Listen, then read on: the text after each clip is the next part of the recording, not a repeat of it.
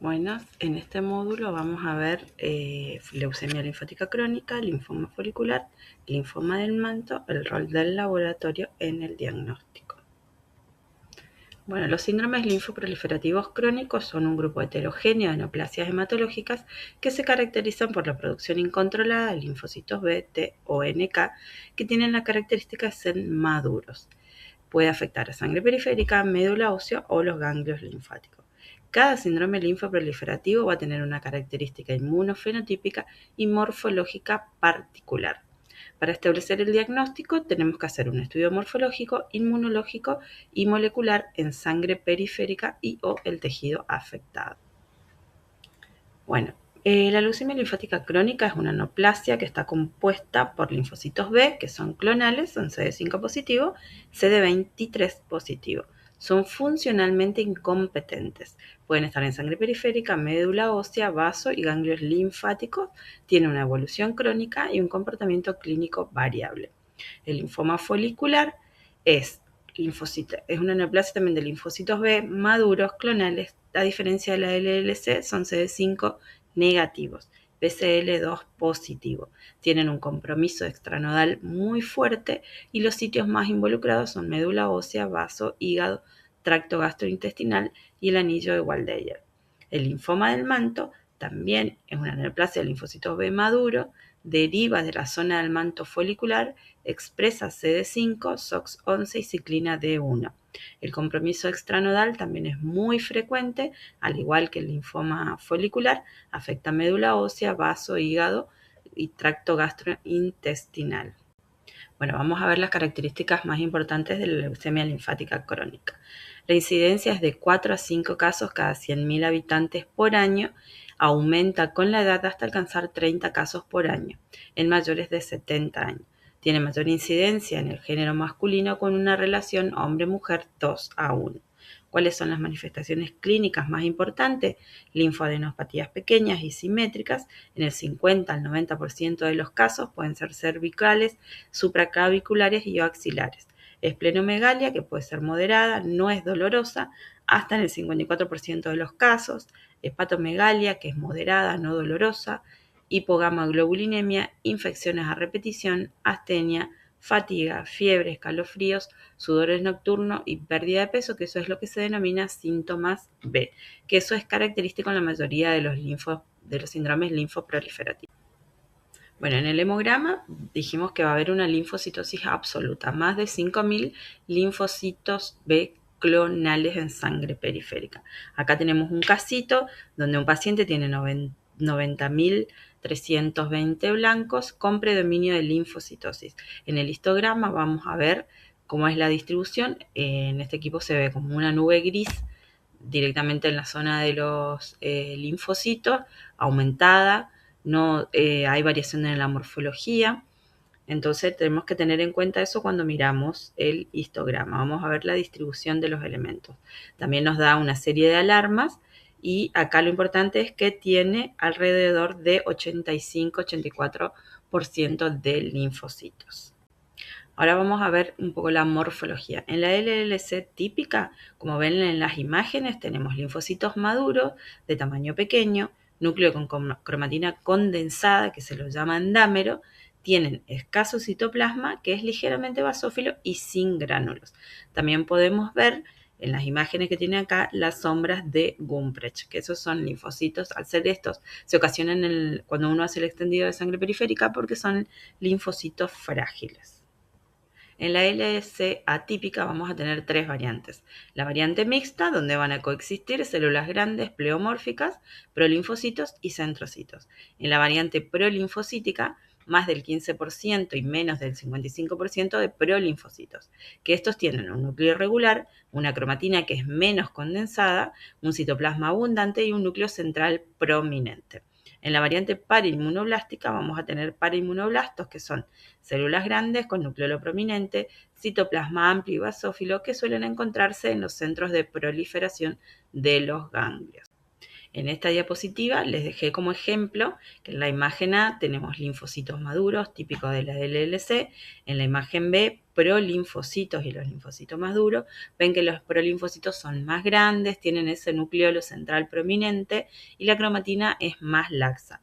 Y en la imagen C tenemos linfocitos pequeños, que son los que tienen los más chiquititos, que tienen la cromatina en dámero, que son específicos de la LLC típica, un prolinfocito, y también tenemos parainmunoblastos, que esos son las células más grandes con cromatinas más laxa y citoplasma más basófilo.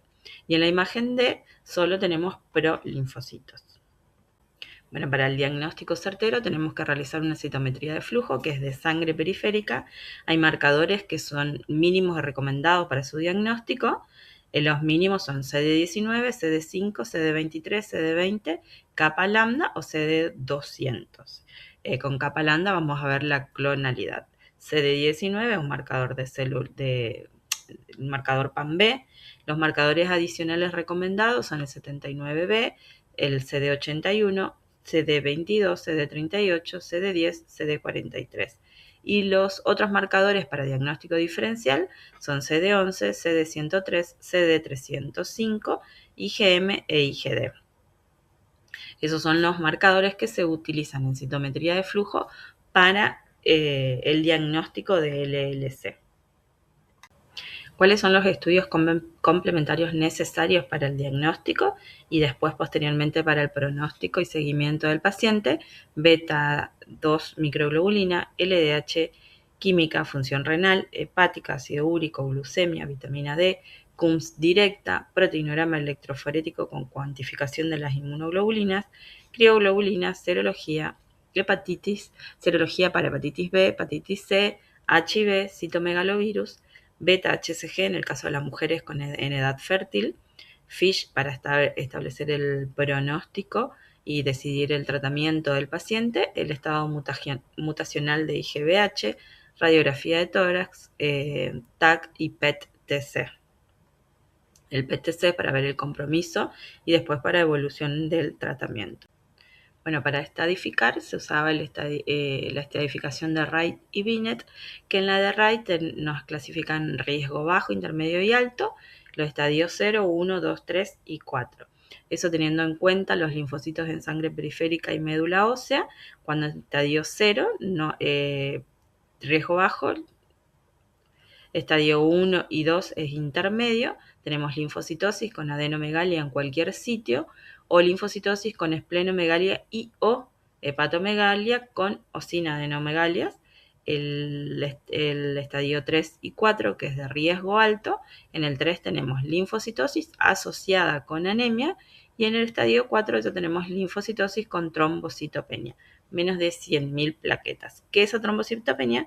La característica es que está relacionada con la enfermedad. El estadio Binet tenemos A, B y C. En el A tenemos una hemoglobina mayor a 10 gramos por decilitro, plaquetas mayor a 100.000 y menos de 3 áreas ganglionares afectadas.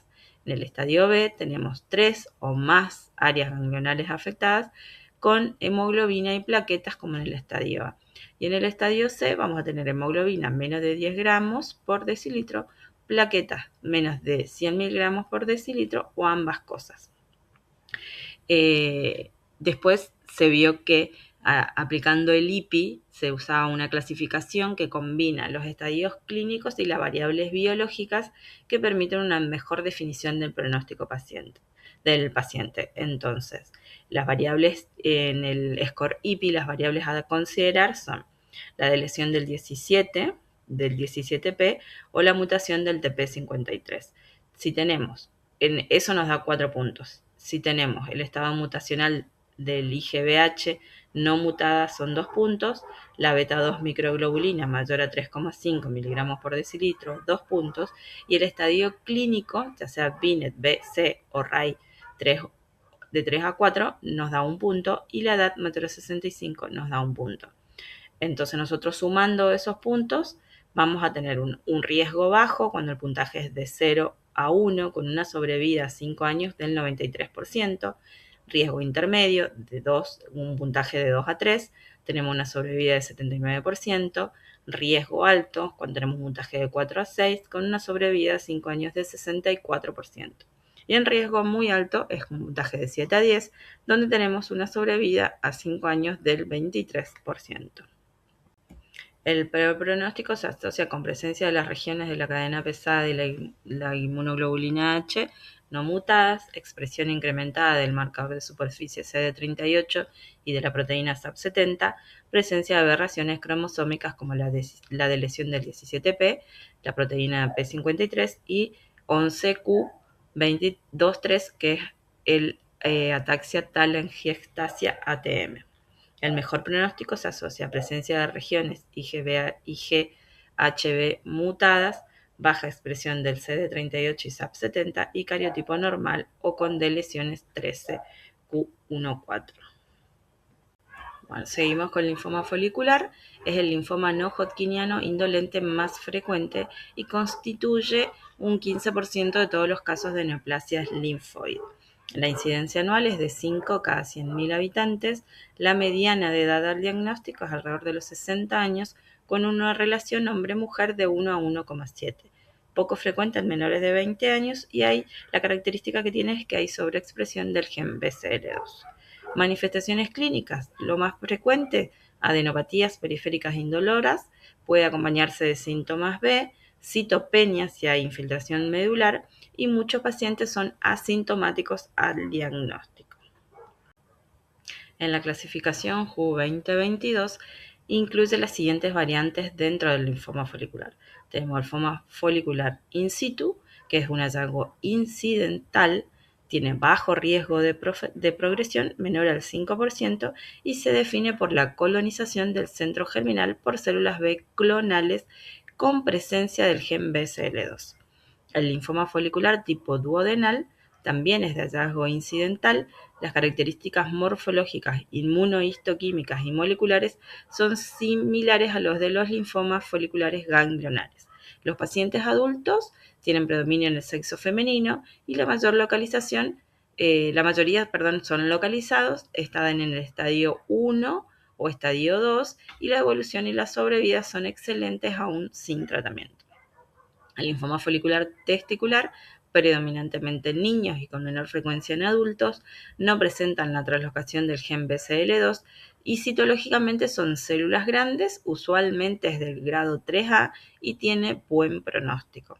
La variante difusa del linfoma folicular es una enfermedad localizada, tiene ganglios inguinales grandes con inmunofenotipo folicular centrogerminal, tiene presencia de lesión 1p36 y ausencia de expresión y reordenamiento BCL2. Bueno, el diagnóstico se realiza por biopsia del ganglio. La morfología tiene que ser vista por un hematopatólogo experto. La aspiración con aguja fina no es apropiada en este caso. En caso de un ganglio que no tenga fácil acceso, puede utilizarse la biopsia por punción con aguja gruesa. La inmunomarcación, el panel diagnóstico es CD20, CD3, CD5, CD10, CD21, CD23, BCL2, BCL6 y el Ki67. El BCL2 se expresa en el 85-90% de los casos, grado 1 y 2, y en menos del 50% de los casos, grado 3. El Ki67 es lo que nos indica el índice de proliferación, va a ser del menos del 20% en los casos de grado 1 y 2 y más del 20% en casos grado 3. ¿Cuáles son los marcadores para citometría de flujo? Vamos a tener un CD45 positivo, CD19 positivo, CD10 positivo, CD20 intenso positivo, CD5 negativo, CD23 variable, que puede ser positivo o negativo, CD79 positivo, CD200 negativo, CD43 negativo y CD38 positivo. La citogenética y biología molecular, hay que investigar la translocación 1418, que el molecular es el rearreglo IgHBCL2. En los linfomas foliculares en transformación hay que evaluar el rearreglo del gen MYC y también la translocación 814 o las variantes. En pacientes jóvenes con enfermedad agresiva, infiltración del anillo de Waldeyer y en ausencia de arreglo del BCL2, hay que evaluar rearreglos del IRF4. Los estudios complementarios van a ser biopsia de médula ósea, tomografía computada de cuello, tórax, abdomen y pelvis, PET-TC del cuerpo entero, laboratorio completo para la evaluación clínica inicial, hemograma con frotis y recuento de plaquetas, LDH, beta-2 microglobulina, ácido úrico, creatinina, calcio, fósforo, proteinograma, serologías para hepatitis B con antígeno de superficie y anticuerpo anticore, hepatitis C y HIV, y test de embarazo para mujeres en edad fértil. Bueno, en esta imagen vamos a ver cómo se ve la morfología del ganglio, ¿sí? Tenemos folículos neoplásicos muy juntos, lo que se llama back-to-back, que reemplazan la arquitectura normal del ganglio. Estos folículos están formados por una mezcla de centrocitos y centroblastos. Eso es lo que se ve en la imagen A, menor aumento, es lo mismo de la imagen B, pero mayor aumento. Bueno, en los centrocitos, ¿cuáles son las características morfológicas? Que son células pequeñas o medianas, tienen un núcleo irregular o hendido, tienen una cromatina condensada y los nucleolos son pocos visibles y tienen escaso citoplasma. A su diferencia, los centroblastos son células más grandes, tienen un núcleo redondeado o vesiculoso, pueden tener de 1 a 3 nucleolos prominentes y tienen citoplasma muy abundante. Bueno, en sangre periférica vamos a tener linfocitos de tamaño pequeño a mediano, con un núcleo irregular, con hendiduras profundas, es lo que se llama cleaved nucleus. Eso es característico de este tipo de linfoma. Cromatona relativamente condensada, citoplasma escaso, y se van a observar núcleos multilobulados en forma de trébol, y estas células se describen como button cells o células en glúteo. Este mismo tipo de células se va a observar en médula ósea.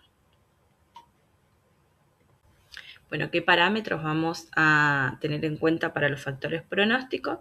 La edad, factores adversos va a ser mayores a 60 años, estadios Ann-Arbor 3 o 4, nivel de hemoglobina menor a 12 gramos por decilitro, la LDH mayor al nivel normal y núcleo de sitios ganglionares mayor o igual a 5.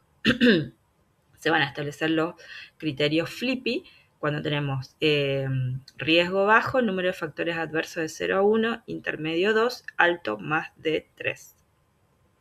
Bueno, ahora vamos a ver linfoma del manto.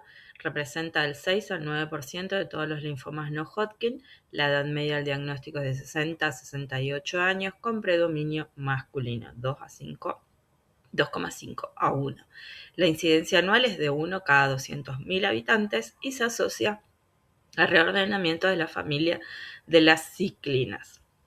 Las manifestaciones clínicas son compromiso en ganglios, el 75% de los pacientes, compromiso en médula ósea del 60 al 80% de los pacientes, vaso del 45 al 60% de los pacientes. Y localizaciones extraganglionares pueden ser el tracto gastrointestinal, mama, pleura y órbita. El 33% de los pacientes se evidencia la presencia de síntomas B, como ya lo venimos mencionando al comienzo de la clase, que son sudoración nocturna, pérdida de peso y fiebre. En la clasificación WHO del 2022 se incluyó el linfoma del manto ciclina D1 positivo con el reordenamiento CCND1. Linfoma del manto con ciclina D1 negativo puede tener los reordenamientos CCND2, CCND3 o CCNE. Las variantes indolentes van a ser el linfoma de célula de manto leucémico no ganglionar, que va a tener la translocación 11-14 positiva, el SOX11 negativo, es asintomático, con compromiso de médula ósea y sangre periférica, puede o no tener esplenomegalia y no tiene adenopatías significativas.